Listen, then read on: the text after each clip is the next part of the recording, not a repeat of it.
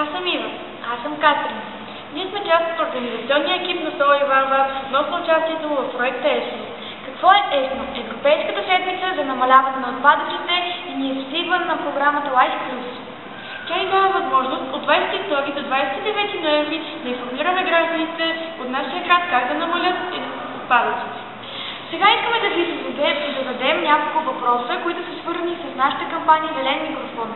Ние сме част от акцията Зелен микрофон и искаме да зададем няколко въпроса на нашата община, на кмета и на служителите. Първият въпрос е: какви са вашите идеи, с които можете да намалите отпадъците в града? Точно за да в принцип, разходването на отпадъците е свързано с няколко неща. Първо е въпрос на бит и на култура, второ е една така функция на потребителското общество, в което се намираме. Така че колкото повече потребяваме, толкова повече отпадъци имаме. Така че не знам дали ние можем да по някакъв начин ги контролираме тези неща и ги намаляваме. Естествено, нали, всеки човек трябва да се съобразява, но това, което трябва да направим за да помагаме на природата и на околната среда и да запазим и града си повече чист, по-лесно да се отпадъците да се оползотворят, рециклират, нали, и съответно унищожават. Това е един от основните методи, е разделното събиране.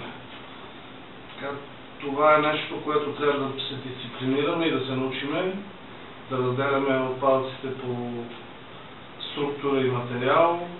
Това съответно води до поевтиняване на депонирането, до поевтиняване на тяхното рециклиране и съответно преработване.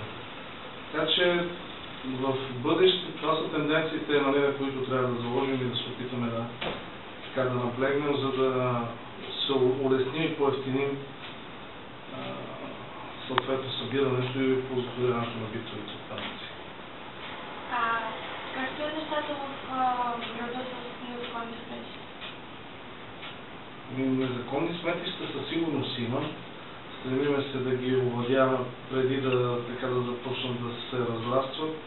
Пак казвам, това е въпрос на лична култура. Трябва и не само въпрос на общината, това е въпрос на целия град и на цялата общественост. Когато се забележат такива места, когато се забележат такива хора, трябва да сме обществено активни и да съответно да съобщаваме на институциите, да ги информираме къде се случват тия работи и кой ги прави, за да може да се взимат мерки, да се реагира на време и да не допускаме такива работи. Съответно, всяко незаконно сметище първо е някаква язва, някаква грозна картинка, второ съответно изисква много средства за рециклиране и обработка. И да се възстанови в реалния вид, в който трябва да бъде почвата, земята, тревата и така нататък. Аз тук мога да се включа, да се вашата роля може да бъде значима, ако работите в тази посока. Просто да накарате хората да си изхвърлят отпадъците на определените места. Защото има доста недобронамерени граждани, които замърсяват околната среда и правят тия нерегламентирани сметища. Тоест, вие трябва да ни помагате в тази посока, защото ние официалната дейност я вършиме, тази, която ни е задължителна да се справяме с отпадъците, но мисля, че вашата роля ще бъде значителна, ако успеете да убедите хората, че не трябва по този начин да замърсяват околната среда. Много ви благодаря, че се включите в нашата дейност и се надяваме, че ще успеем да накараме хората да пазят града. Ние се надяваме, защото нашия град е много красив. Ние се бориме за водеща туристическа дестинация и лицето на града е чистотата и поддържане. Въпросът, който ще зададем на еколога на нашата община е: смятате ли, че е нужно всяка община да бъде използвана рециклирана хартия вместо обикновена? Да. Защо смятате така? Така ще опазиме природата, няма да се сичат толкова дървета. Това как ще се отрази на финансите на общината? Мисля, че е добре. По-малко пари ще даваме за хартия. Добре, благодаря. Здравейте, вие като граждани на Вършец, какво бихте направили за намаляване на отпадъците? Добър ден на вас и на вашите зрители. Ами аз като гражданин на първо място ще свършим отпадъците разделно. Използвам за нуждите, които имам възможност да си материали. И смятам, че това е от малкото неща, които можем да направим, за да помогнем на нашата природа да бъде чиста. Благодаря ви. Искаме да му зададем няколко въпроса. Кажи ни какво мислиш за града, според теб достатъчно чист? Къде е достатъчно чист, но в определени области като центъра. В други области като пак има много занамерени части. А как мислиш, че тези части могат да бъдат премахнати? Като се положи повече усилия върху премахването им, не знам. А от кой трябва да бъде положено усилие? От общината.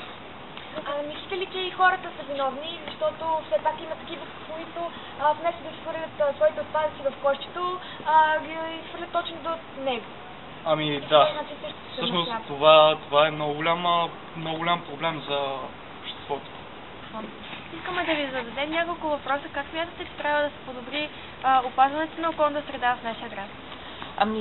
Хубавото в града е, че има коти за разделно изхвърляне на отпадъци и много хора се забелязва, че спазват това правило, но има хора, които злоупотребяват с тази вид дейност и не я спазват. Има неща, които биха подобрили нашия град, ако хората имат по-разумно поведение на това. А как смятате, че трябва да бъдат променени? Какво изразява това по-разумно? Ето вашата кампания е пример, който вие може да дадете на всички млади хора в града и не само младите, разбира се.